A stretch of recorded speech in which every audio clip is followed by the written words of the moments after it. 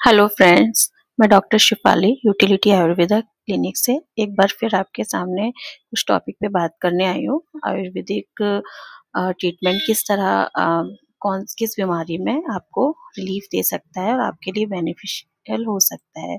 तो आज का मेरा टॉपिक है मैं आपसे बात करूँगी एवीएन के बारे में। एवीएन ऐसी समस्या है जिसके लक्षण लोगों में दिखते रहते हैं लेकिन वो अवॉइड करते हैं। तो समय रहते उस समस्या को समझें और उसका ट्रीटमेंट टाइमली अगर जितना जल्दी स्टार्ट हो जाता है उतना जल्दी रिलीफ भी आता है। तो एवीएन होता क्या है? उसको एक वैस्कुलर नेक्रोसिस है। ये बेसिकली हिप जॉइंट्स में स्टार्ट होती है। अ, मोस्टली वहीं स्टार्ट होती है और ये स्थिति पैदा कैसे होती है? ये एक ऐसी स्थिति है जिसमें जो किसी हड्डी में खून की सप्लाई कम हो जाती है और फिर जो वहाँ के सेल्स होते हैं वो डैमेज होने लगते हैं, जिस वजह से उस हिस्से को, उस हड्डी को मूव करने में पेन होता है और धीरे-धीरे वो हड्डी इतनी वीक हो जाती है कि और भी कॉम्प्लिकेशंस स्टार्ट होने लगते हैं। तो इससे एक बेसिकली इसका मतलब ये समझें कि बोन में ऑक्सीजन और न्यूट्रिशन मिलना कम हो गया और देन बोन कोलैप्स होना स्टार्ट हो जाता है। तो ये एक ऐसी स्थिति है। इसके जो लक्षण होते हैं, जो सिम्पटम्स होते हैं उसके वो कैसे होते हैं? मोस्टली पेशेंट जो है कंप्लेन करेगा स्टार्टिंग में कि उसे चलने पर पेन होता है या वो सीढ़ियाँ चढ़ता है तब उसको दर्द होता है या फिर वो मॉर्निंग में स्टिफनेस बोन में फील करता है, हिप से थाई तक पेन जाता है, नी तक रेडिएंट होता है पेन और ये सब अर्ली साइन है।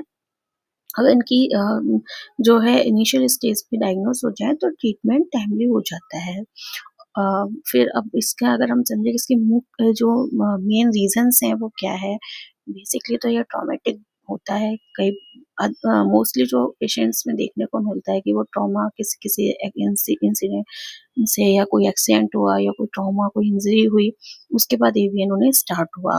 लेकिन ये नॉन ट्रॉमेटिक भी होता है। नॉन ट्रॉमेटिक किस कंडीशन में होता है? जैसे लॉन्ग टर्म जो पेशेंट स्टेरॉइड पे डिपेंडेंट हैं, स्टेरॉइड यूज़ करते हैं या डायबिटिक पेशेंट के साथ सिकल सेल डिजीज़ वाले पेशेंट, ऑटो इम्यून वाले पेशेंट, बहुत बहुत सीवियर हाई कोलेस्ट्रॉल वाले पेशेंट, तो उन सारे पेशेंट्स के साथ ये देखने को मिलता है।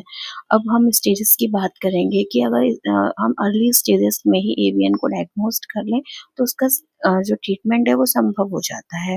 अर्ली स्टेजेस इसकी 4 स्टेजेस में हम इसे डिवाइड करते हैं। तो हम फर्स्ट स्टेज की बात करेंगे, उसमें पेशेंट को लक्षण माइल्ड स्टार्ट हो जाते हैं।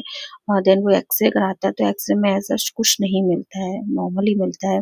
तो एमआरआई कराते हैं। एमआरआई में कुछ-कुछ चेंजेस अ, देखने को मिलते हैं। देन सेकंड स्टेज में क्या होगा कि बोन जो है उसमें सिस्ट डेवलप होना स्टार्ट हो गए या स्क्लेरोसिस स्टार्ट हो जाता है वहाँ।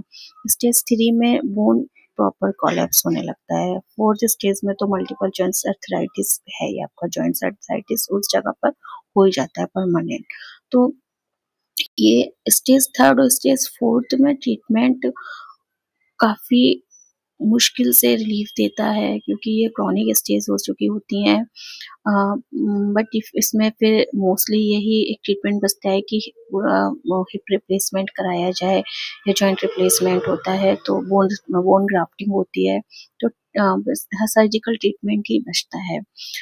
अगर अर्ली स्टेजेस की बात करें कि जब सिम्पटम्स स्टार्ट हुए तभी ट्रीटमेंट लिया गया तो वो उस टाइम पे ट्रीटमेंट काफ़ी बेनिफिशियल होता है। अब उस टाइम पे आप एलोपैथी ले रहे हैं, आयुर्वेदिक ले रहे हैं, अगर एलोपैथी से आपको लग रहा है बहुत रिलीफ नहीं हो रहा है तो आप कंबाइन करके आयुर्वेदिक को भी ट्राई कर सकते हैं और उसमें अच्छे रिजल्ट्स आते हैं एक्चुअली एवीएन में आयुर्वेदिक, क्योंकि वो प्रॉपर आयुर्वेदिक जो ट्रीटमेंट है वो पर्टिकुलर एरिया पर ही वर्क करता है और वहाँ पर उसको बोन को नरिशमेंट देता है।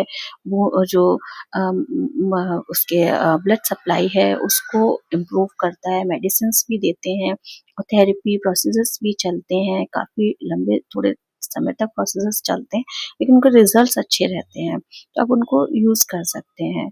क्योंकि फिर अगर आप उसमें काफ़ी टाइम तक वेट करते रहते हैं तो फिर तो एक ही चीज़ बचती है कि आप उस टाइम फिर ऑपरेशन ही एकमात्र रास्ता बचता है।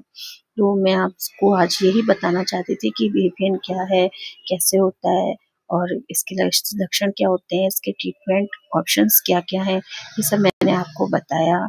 और मैं कोशिश करूँगी कि इस तरह के लक्षण, इस तरह का अगर सिम्पटम्स आपको किसी पेशेंट में, अपने घर में, अपने मिलने वालों में, रिश्तेदारों में, किसी में देखने को मिल रहा है, तो उनको सजेस्ट करें कि वो टाइमली ट्रीटमेंट स्टार्ट करें। और एटलीस्ट अगर आयुर्वेदिक सपोर्ट मिल सकता है तो आयुर्वेदिक सपोर्ट ज़रूर लें, ट्रीटमेंट का सपोर्ट ज़रूर लें, उनके लिए बेनिफिशियल ही रहेगा। तो आज के लिए मेरा ये टॉपिक था। मेरे चैनल को सब्सक्राइब करें, लोगों तक पहुँचाएँ, शेयर करें, अपना सपोर्ट देते रहें। Thank you so much. Next topic की जो वीडियो है मैं किस टॉपिक पे बनाऊँ वो भी मुझे सजेस्ट करें और मुझे कमेंट में कोई भी किसी भी डिज़ीज़ या किसी भी प्रॉब्लम के लिए अगर डिस्कशन करना चाहते हैं तो मैसेज करें। Thank you so much.